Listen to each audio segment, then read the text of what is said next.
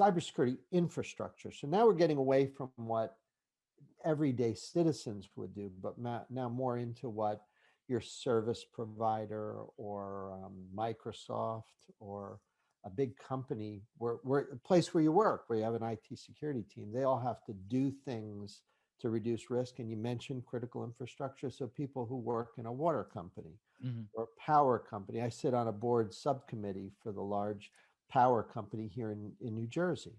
Advise them on what to do. So when they're thinking through how do we deal with security and how do we make sure hackers can't get access to our systems, my observation is that they tend, these larger organizations running big consequential infrastructure like nukes or water supplies, they tend not to understand their systems as well as that repair person who is replacing the pump.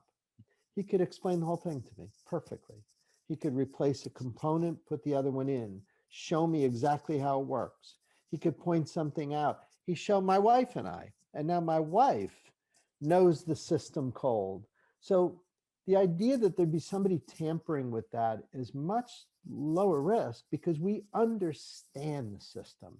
If something's not right, we know, and we're going to know quickly. But if you don't understand it, then it becomes very easy for someone to tamper. And that's the secret. If these large infrastructure providers would take the time to simplify and try to understand how their systems work, it becomes much harder for someone to hack. And that was